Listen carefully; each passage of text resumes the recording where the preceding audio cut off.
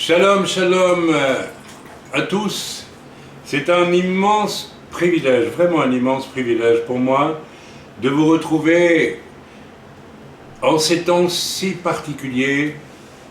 J'écoutais ce matin, par hasard, il n'y a pas de hasard bien sûr, le message d'un homme de Dieu et j'étais saisi de voir à quel point son avertissement convergeait avec ce que l'Esprit nous dit depuis même des années en réalité, et avec ce que l'Esprit de Dieu m'a demandé d'apporter spécialement, encore plus spécialement ces dernières semaines, et aujourd'hui avec un message qui va s'intituler « Allez les chercher aux portes de l'enfer ». Je vais commencer par donner un témoignage, et puis je donnerai le message basé sur 1 Corinthiens, certaines écritures dans 1 Corinthiens, nous y viendrons, chapitre 15 notamment. Frères et sœurs, allez les chercher aux portes de l'enfer. J'aimerais vous donner un témoignage pour commencer, qui sera un premier message en soi.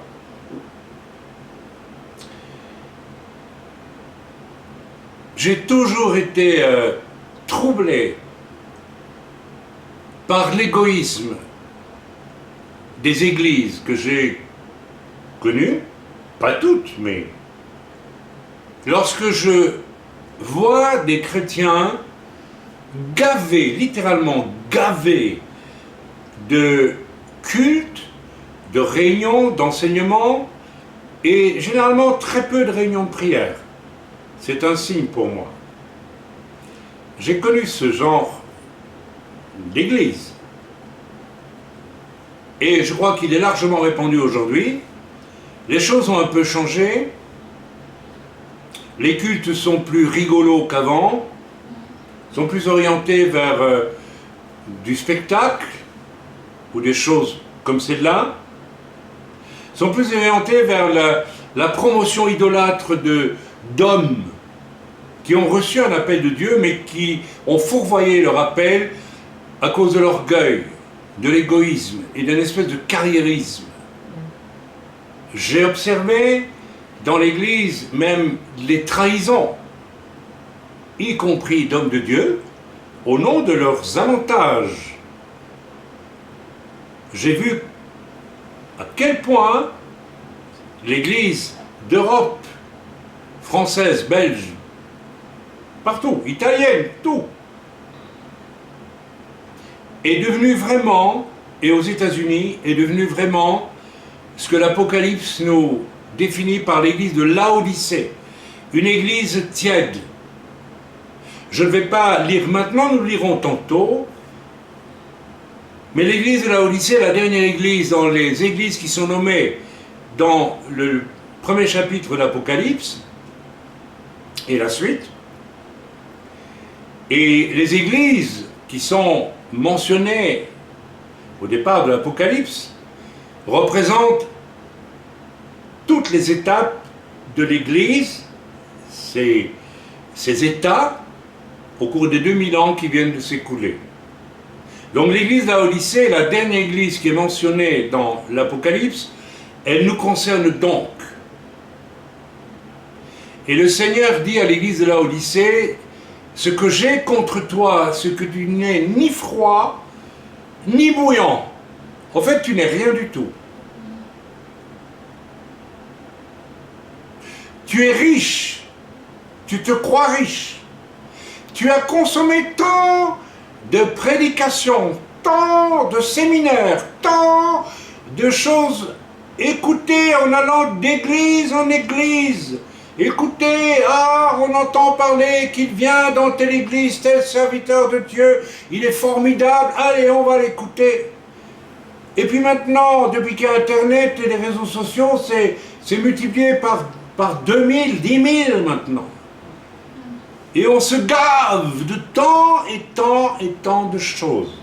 On se croit riche. Mais Dieu dit à l'église de Laodicée, tu te crois riche, mais tu es pauvre et tu es nu. Je te recommande d'acheter de l'or purifié, c'est-à-dire réfléchis à ta consécration étant que tu dois avoir l'amour de Dieu plus que ta propre vie. Or c'est le contraire que tu vis. Tu te gaves de moi, tu te gaves de ma parole, tu te gaves, tu te nourris, tu es gros, tu es énorme. Tu es centré sur toi.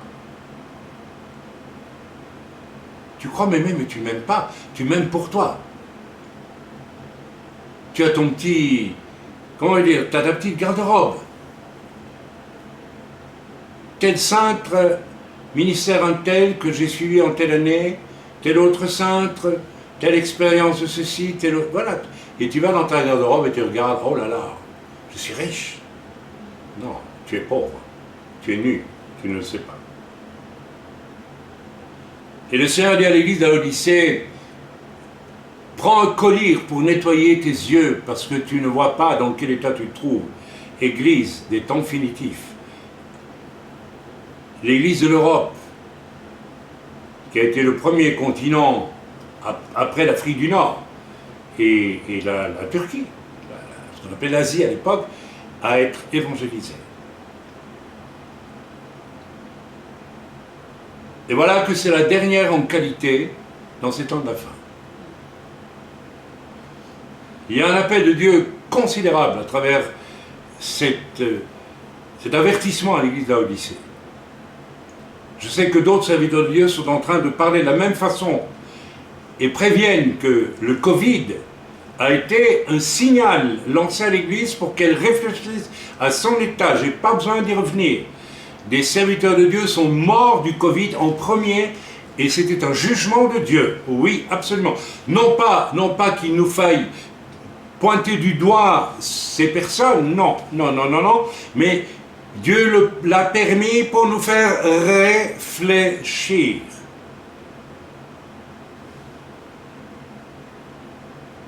L'amour des âmes a déserté même des structures qui semblaient être vivantes et qui en fait ne l'étaient plus. Parce que l'on avait abandonné l'amour des âmes pour l'amour des bâtiments, des moyens matériels ou que sais-je d'autre, ou de la réputation que l'on avait à l'international. Oh oui, absolument.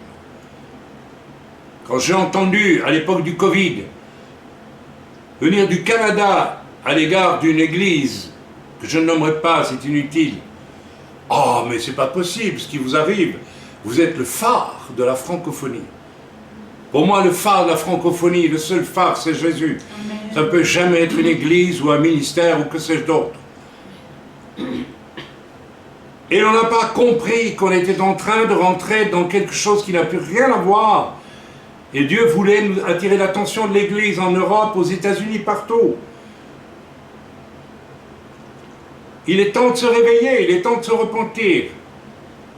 C'est une introduction au témoignage que je voudrais donner maintenant.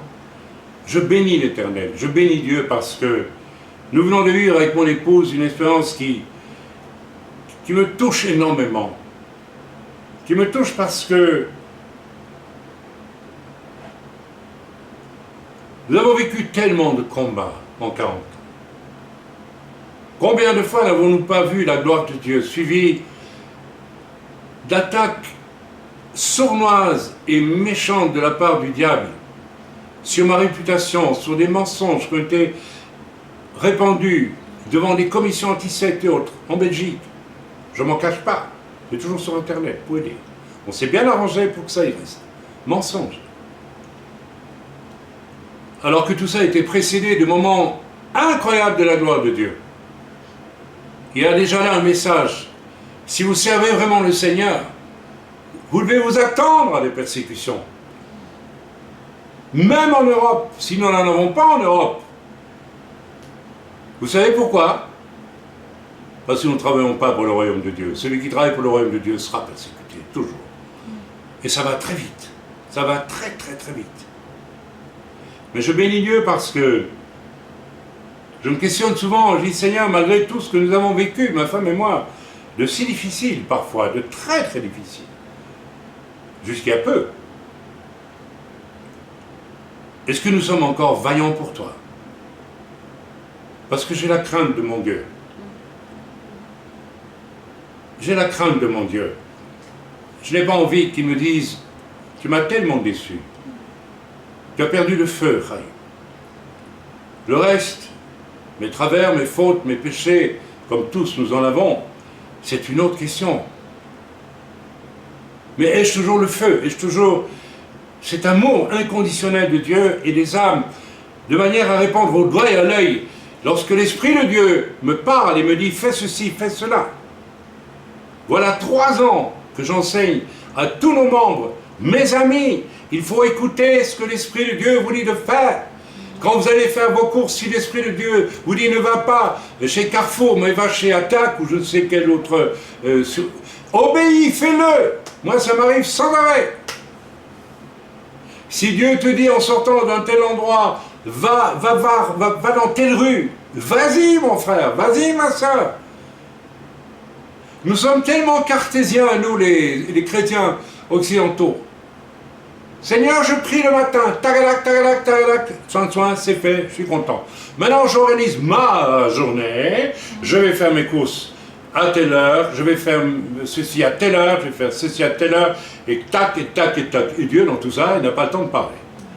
Non, mes amis, à tout moment de la journée, l'Esprit de l'Éternel peut vouloir te demander quelque chose qui te paraît étonnant.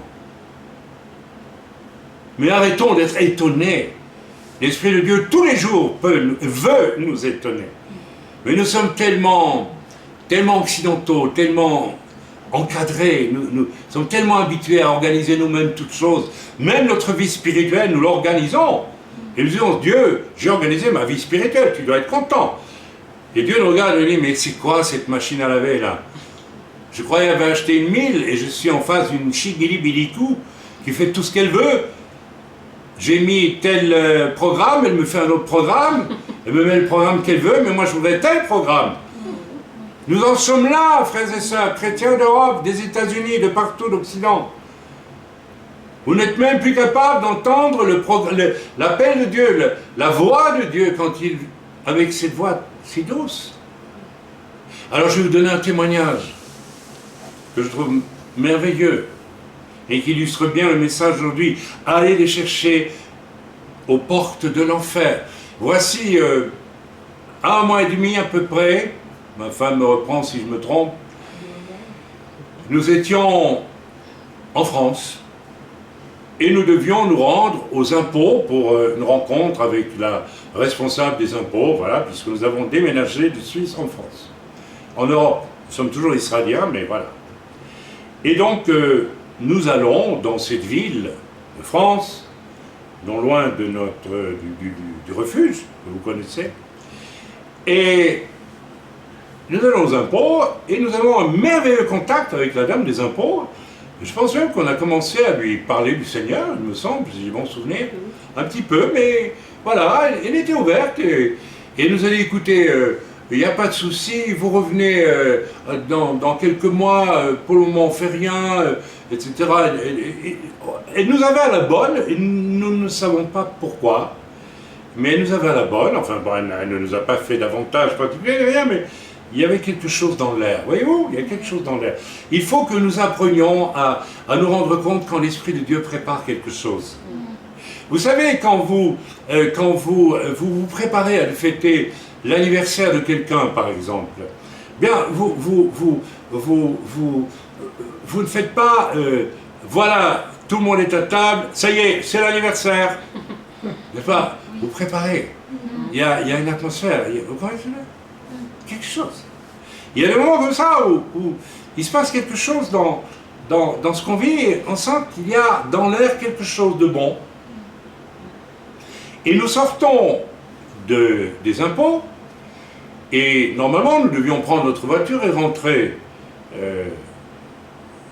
au refuge. Et je vois à ma droite, dans la rue, un marché, vous savez, le genre de marché où on vend des bricoles, des machins, des parfums, des trucs, des bijoux, de fantaisie, toutes ces choses. Un peu de fromage, un peu de saucisson, enfin voilà. Du thym, de la lavande, des machins comme ça. Et j'ai dit à ma femme, qui était fatiguée pourtant, je dis, tu sais, j'aimerais bien qu'on ait acheté un coup d'œil. Donc logiquement, on va là pour voir les échoppes. Non, non, c'était pas ça mon intention. Il y avait autre chose. Il y avait autre chose.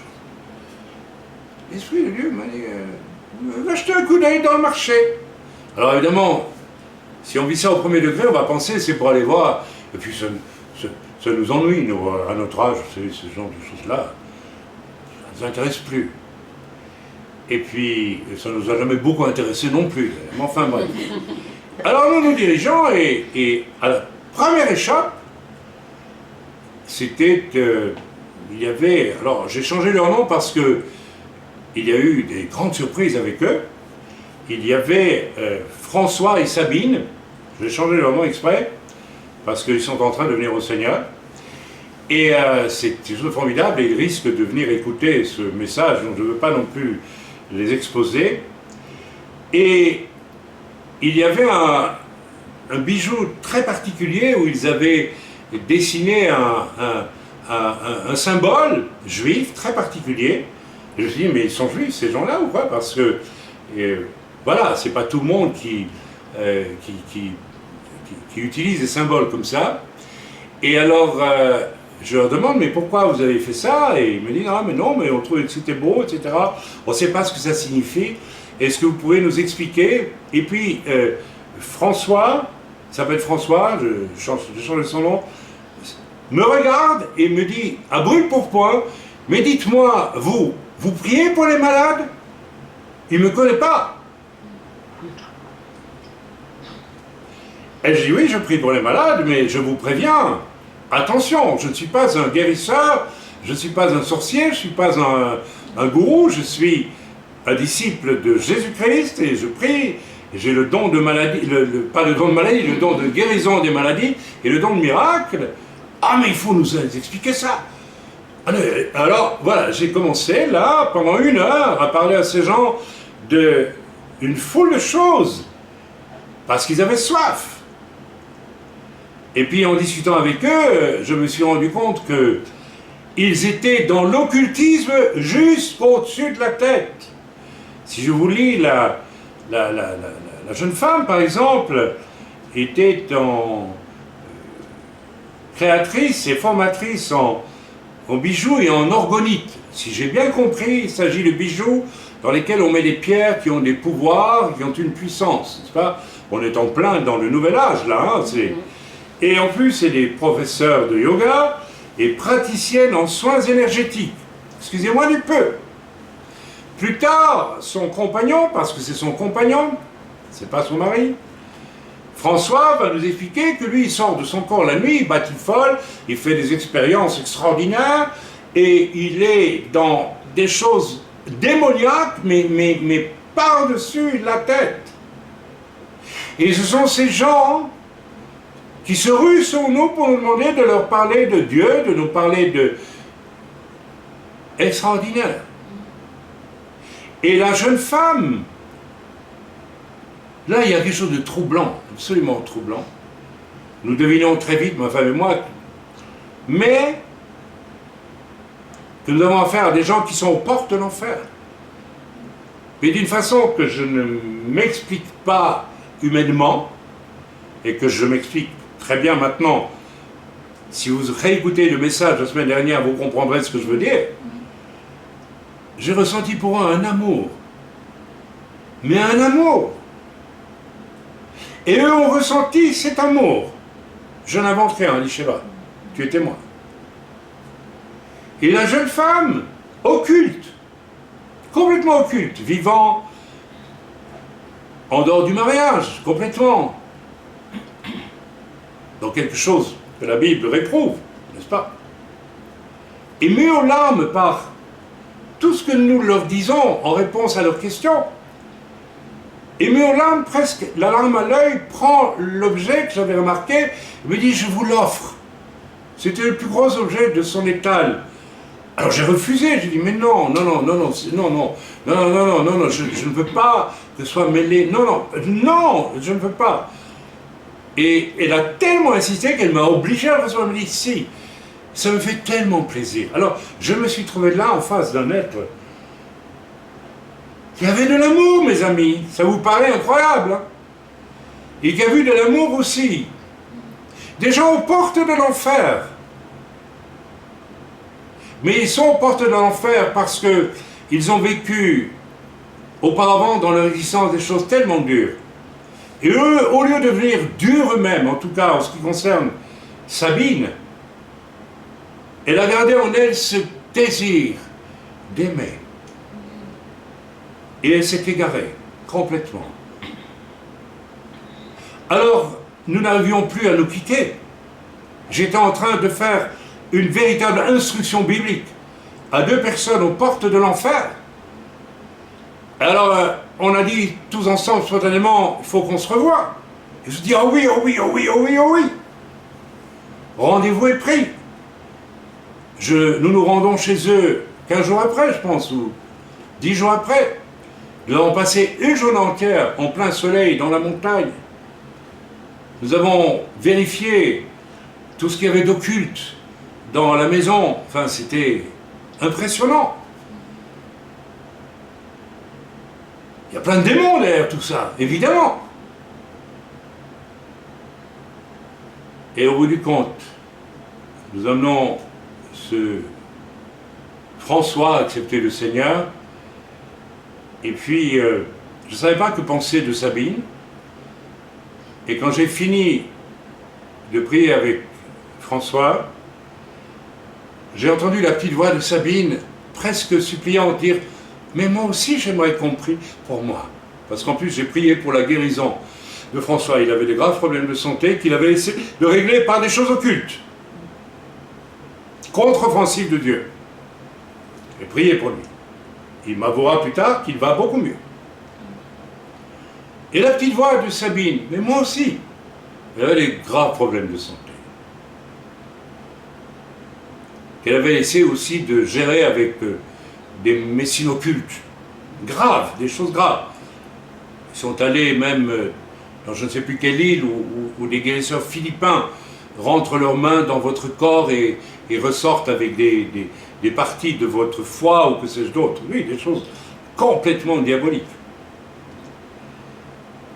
Et alors je me tourne vers elle et puis je lui ai dit, tu veux aussi accepter le salut en Jésus? On a passé la journée à leur parler du salut, ce que c'était vraiment, ce que ça impliquait aussi. On leur a expliqué que ça allait devoir les amener à faire des choix de vie, à renoncer à tout cet occultisme et à renoncer aussi à un style de vie qui n'est pas biblique. Ils n'ont jamais été mariés. Ils ont connu des relations avec d'autres personnes sans être mariés, avec des enfants, s'il vous plaît. C'est la norme aujourd'hui, parmi les jeunes. Il y a toute une génération qui est aux portes de l'enfer aujourd'hui, mes amis, qui ne le sait même pas. Mais il n'y a pas mieux des gens qui sont prêts à vous écouter si vous leur parlez de l'amour de Dieu qui sauve, mais qu'en même temps vous les enseignez sur la vérité. Des choses auxquelles ils doivent renoncer. Je l'ai dit avec amour, mais simplicité, mais sans mettre du miel. Je l'ai dit tel qu'il fallait le dire. Ils m'ont écouté. Alors j'ai prié pour Sabine. Et puis je me suis retourné de nouveau vers son compagnon François pour reprendre la conversation. Et l'Esprit de Dieu m'a fait me tourner vers elle. Et là je l'ai vue. C'était exceptionnel. J'ai vu cette femme avec la tête au ciel, remplie de la lumière de Dieu qui descendait sur elle. Quelle merveille! Je ne vous raconte pas la suite. Ils sont partis ensemble, en voyage. J'ai prié, j'ai dit Seigneur, ils n'ont pas encore compris qu'ils doivent mettre de l'ordre dans leur vie. Ça va venir. Je m'a dit, laisse faire. Toi aussi, au début, tu as mis un peu de temps à mettre les choses en ordre dans ta vie, dans certains domaines. Rappelle-toi. J'étais patient avec toi. Et tu l'as fait, finalement. Ils vont le faire aussi. Il faut du temps.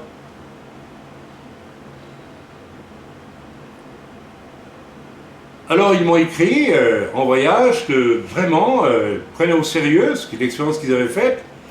Et moi, je leur avais donné l'adresse d'une église dans la région où ils habitent, parce qu'ils habitent assez loin dans le sud de la France. Et puis j'ai appris la bonne nouvelle. En tout cas, Sabine m'a écrit, elle va dans cette église. Et maintenant, elle m'assaille de questions, elle a commencé à lire la Bible, et elle m'assaille de questions. Mes amis, je suis bouleversé. Cette fille revient des portes de l'enfer. Une pauvre âme, il fallait juste la pousser, c'est fini. L'enfer.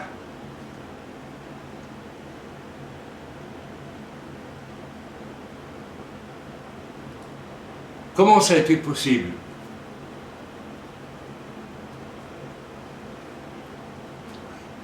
Pourquoi est-ce que Dieu ne nous envoie pas vers des gens comme ça, tous?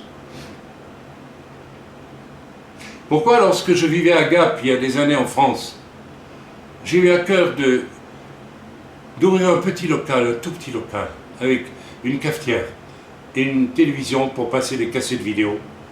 Et j'ai mis un jeune évangéliste que j'avais formé, que j'avais appelé à ça, et nous avons évangélisé une centaine de SDF, dont certains avaient le sida, dans la ville de Gap.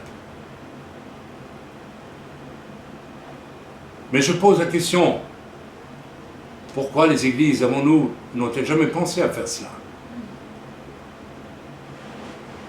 J'ose le dire, en face. Il y a même une église, parce que nous avons vu des miracles, nous avons vu des guérisons du sida, attestées par le docteur Schwarzenbaum de Paris, ou Rosenbaum, je ne sais plus, j'ai oublié le nom, officiel. Et quand vous voyez un homme qui, de l'état de squelette, passe à l'état d'homme bouffi, en 3 mois, en 4 mois, vous avez compris qu'il y a eu un miracle. Et il y a eu beaucoup de miracles. Mais certains tenants de l'Évangile sans le Saint-Esprit nous ont traités de menteurs. Au lieu de s'émerveiller qu'enfin des gens payent de leur personne pour aller chercher tous les SDF de la ville, pour leur annoncer l'Évangile. Bien sûr, nous avions eu les renseignements généraux sur le dos, la police sur le dos, parce qu'on soupçonnait tout et n'importe quoi.